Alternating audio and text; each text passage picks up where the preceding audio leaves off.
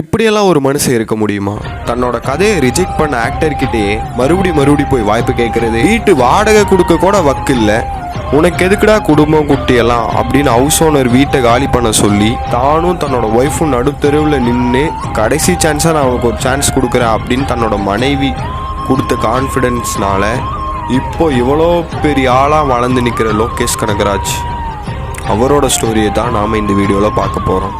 இந்த வீடியோ நான் part 1 part 2 பிரிக்கிறேன். இந்த வீடியோவோட பார்ட் 1 கீழே டிஸ்கிரிப்ஷன்லேயும் ஃபஸ்ட் கமெண்ட்லேயும் லிங்க் கொடுக்குறேன். மறக்காமல் அதையும் போய் பாருங்கள். இந்த வீடியோ ஃபுல்லாக பாருங்கள். எல்லோரும் எப்போ போல உங்கள் ஹெட்செட் எடுத்துகிட்டு ஜாலியாக கேளுங்க. வாங்க வீடியோக்குள்ளே போகலாம்.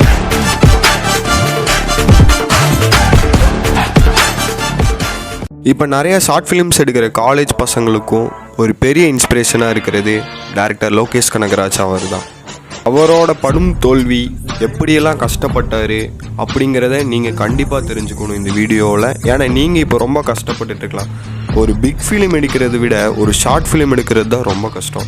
யார் ஷார்ட் ஃபிலிம் எடுக்க ரொம்ப கஷ்டப்பட்டீங்கன்ட்டு கீழே கமெண்ட் பண்ணிடுங்க. லோகேஷ் கனகராஜ் கூட பார்த்தீங்கன்னா கைதி எவ்வளோ சூப்பரான படம். அந்த படத்தோட கதையை கார்த்திகிட்ட சொல்கிறதுக்கு கார்த்தி என்ன சொல்லியிருக்கிறாருன்னா, என்னடா ஒரு படம் தான் பண்ணியிருக்க, நீ கேட்ட உடனே உனக்கு வாய்ப்பு கொடுத்துருவாங்களா, கொஞ்சம் வெயிட் பண்ணு, பொறுமையாக நம்ம படம் பண்ணலாம் அப்படின்னு கார்த்தி சொல்ல, லோகேஷ் கனகராஜ்னால ரொம்ப நேரம் வெயிட் பண்ணிட்டு இருக்க முடியாதுல்ல. ஸோ வாய்ப்பு கிடைக்கும் போதெல்லாம் பெரிய ஆக்டர்கிட்ட அந்த கைதி கதை சொல்லியிருக்கிறாரு. அதில் அந்த கைதி கதை ரொம்ப சூப்பராக இருக்குது, நானே பண்ணிடுறேன்டா அப்படின்ட்டு விஜய் சேதுபதி அண்ணா சொல்ல, இது தெரிஞ்சுக்கிட்ட கார்த்தி வந்துட்டு, ஓ விஜய் சேதுபதி அண்ணாவே சொல்லிட்டாரா, அப்போ கதை சூப்பராக இருக்கும், வா வேணா நம்ம 2 பேர் சேர்ந்து படம் பண்ணிடலாம் அப்படின்ட்டு விஜய் சேதுபதி சார் அந்த கதைக்கு ஓகே சொன்னதுக்கப்புறம் இல்லை நானே நடிச்சு கொடுக்குறேன் அப்படின்னு கார்த்தி சார் சொல்லியிருக்கிறாரு.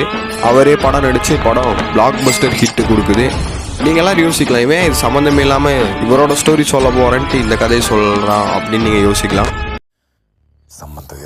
இதுக்கும் சம்மந்தம் இருக்குது. ஆனால் நீங்கள் புதுசாக ஏதாவது ஒரு டேரக்டராக இருக்கிற நீங்கள் போய் ஒரு ஆக்டர் அப்ரோச் பண்ணும்போது அவங்க உங்களை நோஸ் கட் பண்ணிட்டாங்கன்னா, என்ன இவரே நோஸ் கட் பண்ணிட்டாரு அப்படின்ட்டு இல்லாமல் மற்ற ஆக்டர்கிட்டே இந்த கதையை சொல்லி உங்கள் கதைக்கான ஆக்டரை தேர்ந்தெடுக்காதீங்க. எடுத்த உடனே உங்கள் கதையை எந்த ஆக்டர் ஓகே பண்ணுறாங்களோ அவங்கள வச்சு நீங்கள் பெஸ்ட்டாக படம் எடுங்க. All the best. வாங்க வீடியோக்குள்ளே போகலாம். என்னதான் நம்ம பெரிய டேரக்டராக இருந்தாலும் தன்னோட செல்ஃப் ஐடென்டிட்டியால் முன்னேறினவர் தான் லோகேஷ் கனகராஜ். அப்படி இவரோட செல்ஃப் ஐடென்டிட்டி என்னென்னு பார்க்கலாம் வாங்க. நம்பர் 1, தனி வழியில் படம் எடுக்கிறதுல அண்ணன் தான் கிங்கு.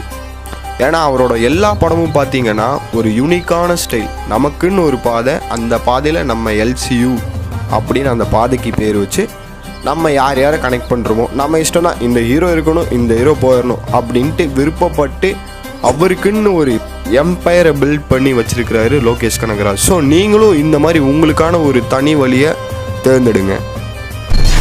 செகண்டு, நம்மளை நாம் அனலைஸ் பண்ணுறது. ஓகே, நமக்கு முதல்ல என்ன வரும், யாரை வச்சு இந்த மாதிரி டிசிஷனில் இந்த மாதிரி ஒரு கான்செப்டில் நடிக்க வைக்கலாம், நம்ம எதை பேஸ் பண்ணி எடுக்கலாம், எப்படி நம்ம பெரிய டேரக்டர் மாதிரி படம் எடுக்கிறது, எந்தெந்த குடைச்சல் வரும் அப்படின்ட்டு நீங்கள் அனலைஸ் பண்ணி உங்களுக்கு எது ஆக்சுவலாக பிடிச்சிருக்கோ. எல்லோரும் டேரக்டர் ஆகிறாங்க அப்படின்னு டேரக்டர் ஆகாமல் உங்களுக்கு அந்த டைரக்ஷன் பண்ணும்போது பிடிச்சிருந்துச்சுன்னா நீங்கள் கண்டிப்பாக டேரக்டர் ஆயிடுவீங்க. அதே பிடிக்காமல் விருப்பம் இல்லாமல் செஞ்சீங்கன்னா நீங்கள் ஒன்லி வேஸ்ட் ஆஃப் டைம் தான். ஏன்னா நீங்கள் ஆக்சுவலாக டேரக்டர் கிடையாது. நான் உங்களை காயப்படுத்தணும்னு சொல்லலை, ஃபேக்ட் அதுதான். ஸோ என்றைக்குமே தன்னை அறிஞ்சு செயல்படுறவன் கண்டிப்பாக வெற்றியை மட்டும்தான் பெறுவான். 3வது, உண்மையாக இருக்கிறது. நம்மளை நம்பி ஃபேன்ஸ், அதாவது பார்த்தீங்கன்னா இவரோட படத்துக்குன்னு தனியாக பணம் ஒதுக்குறாங்க பார்த்தீங்களா, அந்த மக்களுக்கு உண்மையாக நம்ம வேலையை செஞ்சு ஒரு ஃபன் அண்டு சீரியஸ் என்டர்டெயின்மெண்ட்டை கொடுக்கறதுல அண்ணன் கிங்கு.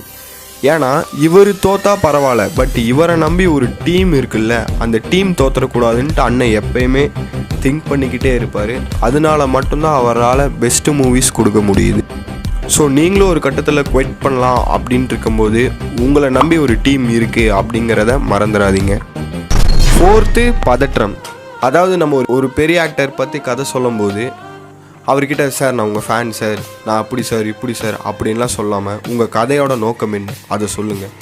ஸ்டார்டிங் டு எண்டிங் மட்டும் அவர் எப்படியாவது அந்த கதையில் ஓகே பண்ணுற மாதிரியே பேசிகிட்ருங்க.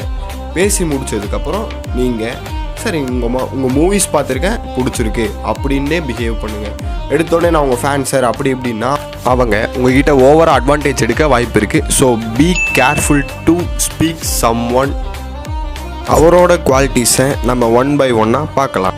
தனி வழி, நமக்குன்னு ஒரு வழியை க்ரியேட் பண்ணுறது. நெக்ஸ்ட்டு தன்னை அறிதல், நமக்கு என்ன வரும் அப்படின்ட்டு திங்க் பண்ணுறது.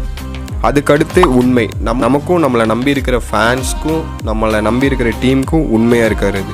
ஃபோர்த்து மெயின் இம்பார்ட்டன்ஸ், யார்கிட்ட பேசினாலும் சரி பதட்டப்படாமல் தைரியமாக பேசணும். நெக்ஸ்ட்டு நம்ம சொன்ன கதையை தைரியமாக இம்ப்ளிமெண்ட் பண்ணணும், பெஸ்ட்டாக இம்ப்ளிமெண்ட் பண்ணணும். நான் ஏன் இந்த வீடியோவில் நீங்கள் அப்படின்னு உங்களை மென்ஷன் பண்ணுறேன்னா, ஏன்னா இந்த வீடியோவை உண்மையை யார் பார்ப்பாங்கன்னா, நானும் லோகேஷ் கனகராஜ் அண்ணா மாதிரி மாறணும் அப்படின்ட்டு இருக்கிற டேரக்டர்ஸ், அதாவது ஃப்யூச்சர் டேரக்டர்ஸ் மட்டும்தான் பார்ப்பாங்க. ஸோ அவங்கக்கிட்ட என்னால் டேரெக்டாக பேச முடியாததுனால தான் இந்த மாதிரி ஒரு வீடியோ க்ரியேட் பண்ணி நான் அவங்கள மோட்டிவேட் பண்ணுறேன். நீங்கள் செய்கிற வேலையை தொடர்ந்து செஞ்சீங்கன்னா கண்டிப்பாக நீங்கள் ஜெயிக்கலாம். அது எந்த ஒரு பேஷனாக இருந்தாலும் சரி, எந்த ஒரு ப்ரொஃபஷ்னலாக இருந்தாலும் சரி. Consistency is a main important. So நீங்கள் மிஸ்டேக் பண்ணாலும் சரி, பெஸ்ட்டு கொடுத்தாலும் சரி, மிஸ்டேக் பண்ணிட்டோமேன்னு வருத்தப்பட்டாலும் நீங்கள் தோற்றுருவீங்க, பெஸ்ட்டை கொடுத்துட்டோமேன்ட்டு ஜெயித்தாலும் நீங்கள் தோற்றுருவீங்க.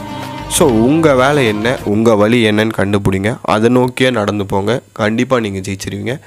எத்தனை பேர் ஃப்யூச்சர் டைரக்டர்ஸ் இந்த வீடியோவை பார்த்தீங்கன்னு எனக்கு தெரியணும். ஸோ மறக்காமல் இந்த வீடியோவை ஒரு லைக் போடுங்க. எத்தனை பேர் இருக்கீங்கன்னு நானும் பார்த்து தெரிஞ்சுக்கிறேன்.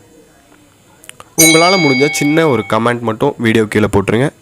உங்களுக்கு ஏதாவது சக்ஸஸ்ஃபுல் பர்சன், டைரக்டர்ஸ், ஆக்டர்ஸ், இல்லை பெரிய பணக்காரங்க, பெரிய ஆளுங்க, செலிப்ரிட்டிஸ், அவங்களோட ஸ்டோரி எனக்கு தெரியணும் அப்படின்னு நீங்கள் விருப்பப்பட்டீங்கன்னா நீங்கள் கீழே கமெண்ட் பண்ணுங்கள். நான் உங்களுக்காக அவங்களோட ஸ்டோரியும் கேதர் பண்ணி யூடியூப் வீடியோ மேக் பண்ணி போடுறேன்.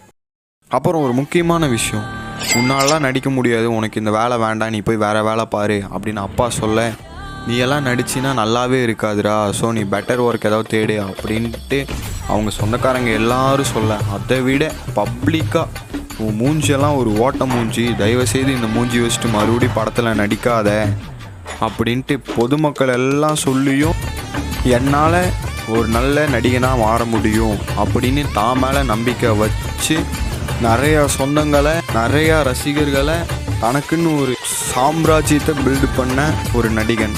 அந்த நடிகனோட வீடியோவை கீழே டிஸ்கிரிப்ஷனில் கொடுக்குறேன். கேட்க இன்ஸ்பைரிங்காக இருக்கும். ஸோ மறக்காமல் அதையும் செக் பண்ணி பாருங்கள். Tata, bye bye. Thank you for வாட்சிங்.